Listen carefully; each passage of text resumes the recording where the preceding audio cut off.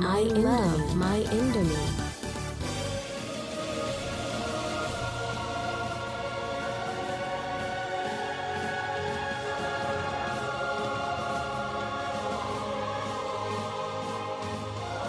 We are all Nigerians against all odds. We shall and must remain united. We may have our challenges and setbacks, and however, together we shall overcome them. What doesn't break us shall make us stronger. This is the mindset that shall bring peace and prosperity to our beloved. Do not let tribal and religious sentiments govern how you think.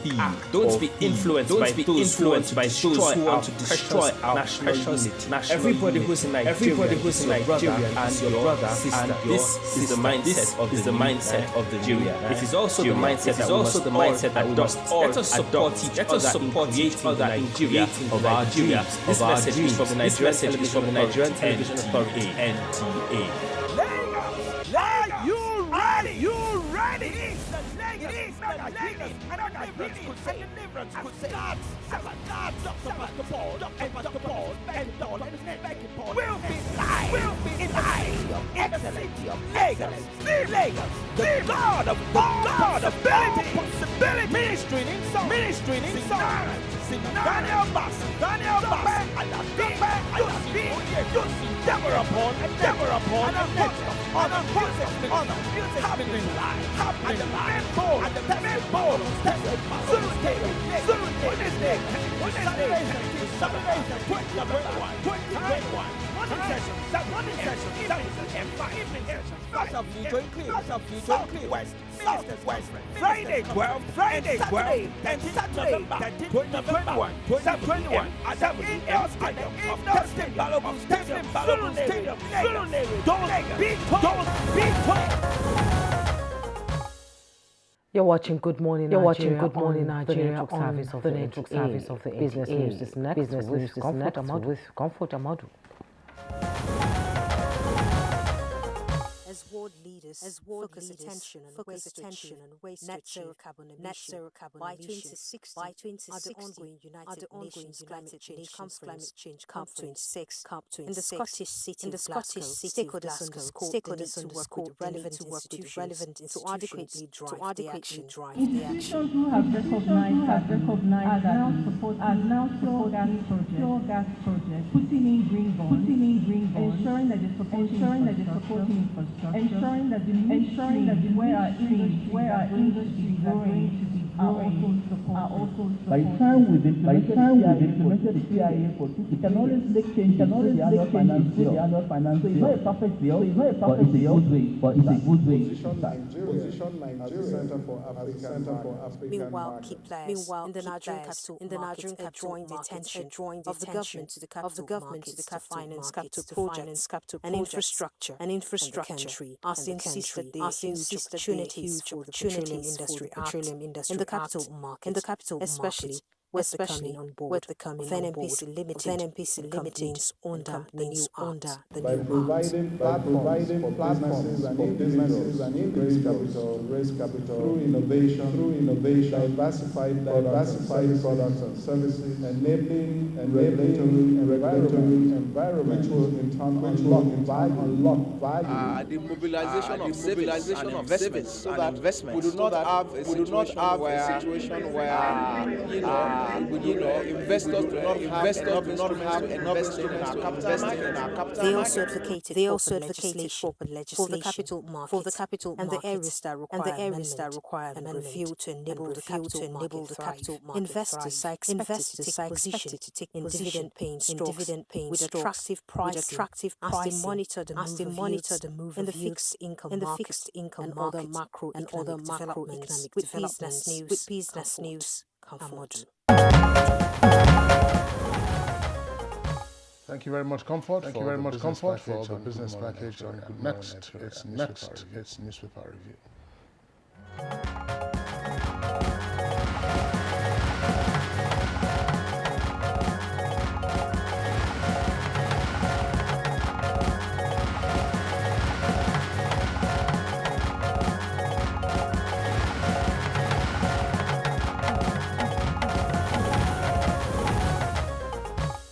And our newspaper reviewer by Toby. You're welcome. Good morning. Good morning. You look refreshed. I hope you had a good weekend. Good morning. Good to see you. Good to see you. We have the leadership. We have the leadership and the Punch newspaper review this morning. The leadership, the lead stories, of course, on the governorship election. INEC declares Anambra governorship inconclusive. INEC declares Anambra governorship inconclusive. To hold supplementary election in local government area tomorrow. ABGA wins in local government areas. Party lords Muhammadu Buhari for non-interference. CSOs advocate use of technology in future elections. And above that, the headline freight cost from China rises to $4,000 over port congestion. Other headlines say on the front page, crackdown on beggars and hawkers on page 18. ASU panel clears Pantamin's elevation. That's page 6. Uni Abuja kidnap victim recount ordeal. Yes, quite an unfortunate situation there. Let's go to the Punch newspaper. Above the masthead, banks, insurance firms raking 22.6 billion naira from NDA. Details on page 34. FG meets customs 500 NT of India, Thailand, rice arrive, Benin Republic on page 34. Senate knocks Code of Conduct Tribunal for ignoring corruption cases from Bureau of Conduct Bureau. You'll find details on page 22. Politicians jostling for 2023 eyeing uncertain future. That's coming from Pastor Adeboye. And by the side piece of the Punch newspaper, building collapse. Lagos records zero conviction. 213 7 years. With Tribunal blames weak enforcement of regulations and corruption. Two more bodies recovered in Ikoyi. Rescue effort today. You find details on page 4 and 20. And the headlines we have in the Punch newspaper. Alambra governorship poll. Soludo set to win in 17 local governments. APC alleges rigging. With riders. YPP win one local government each. APC yet to win. We won't accept results. ABGA claims APC.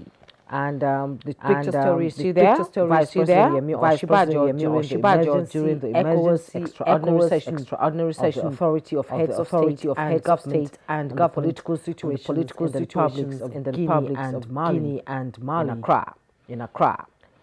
APC tackles over 28 billion naira fresh loan request high. Details on page 23. DSS detaining CSO over 80 million naira property dispute with ex-governor.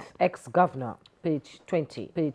Nigerians with missing vaccination card need affidavit. Police report. You find details on page 24. At the bottom plate of the Punch newspaper, Salami report Magu on half pay 16 months after suspension. Details on page 8. We trekked for hours. Fed like slaves.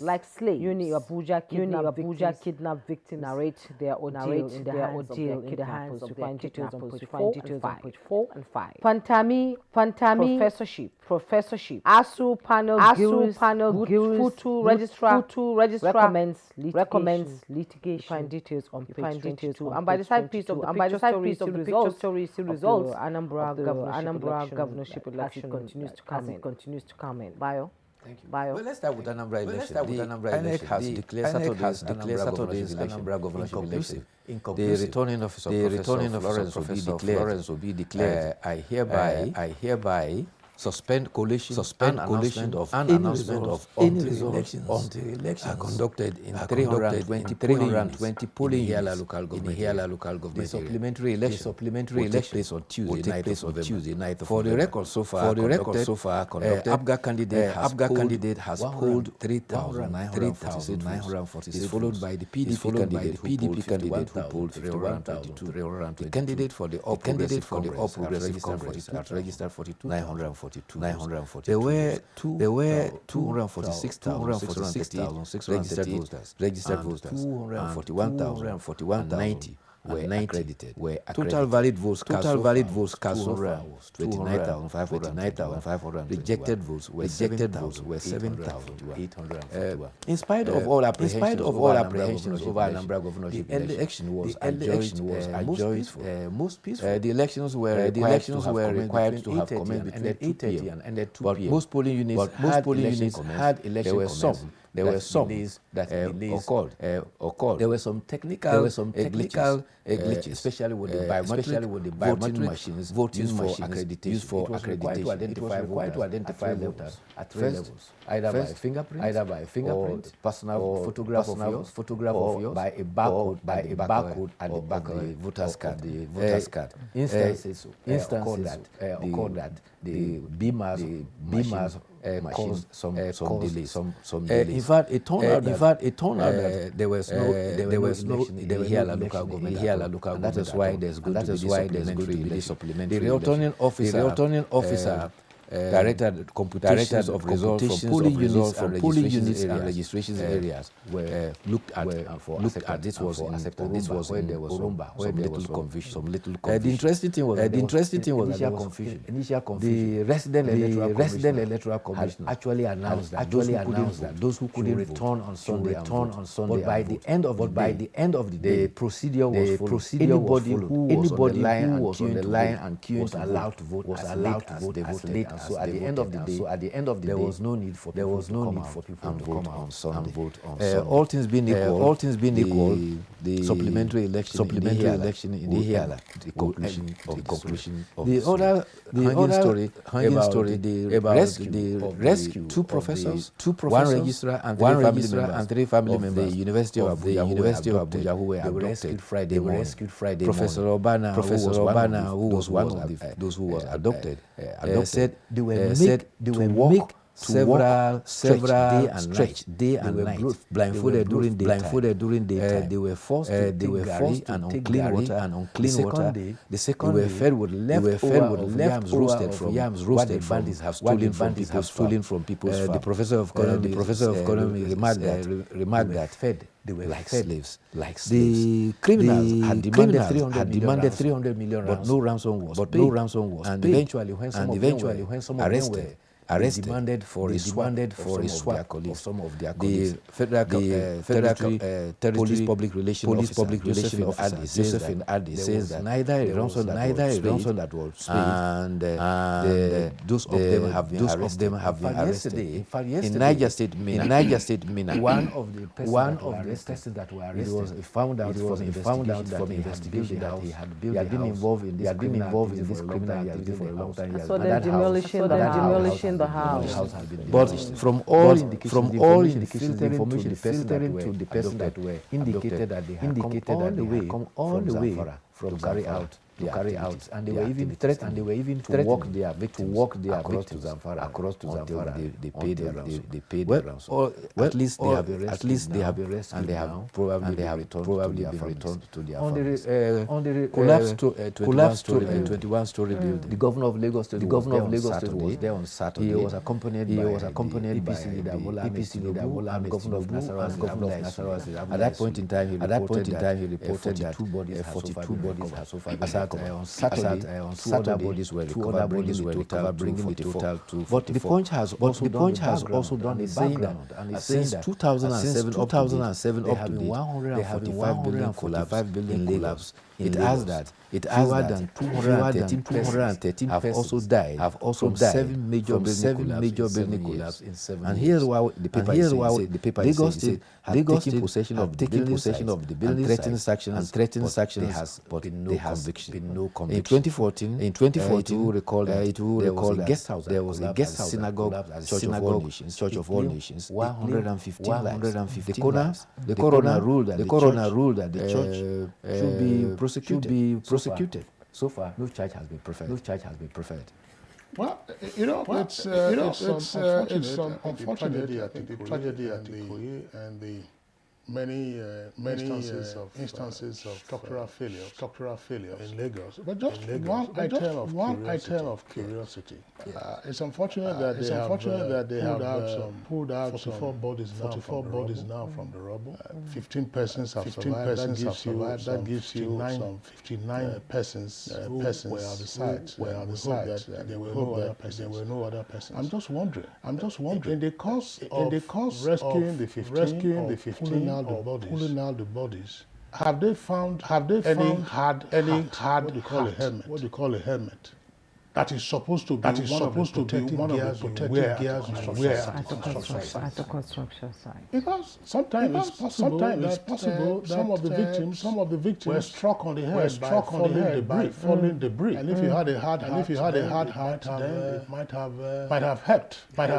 So this part of the protocols that it's typical sometimes of no, it doesn't matter. It just wants to go in and come out. And you don't follow the right procedure. When you are told to comply with simple procedures, what do you know? What do you mean? Do you know who I am?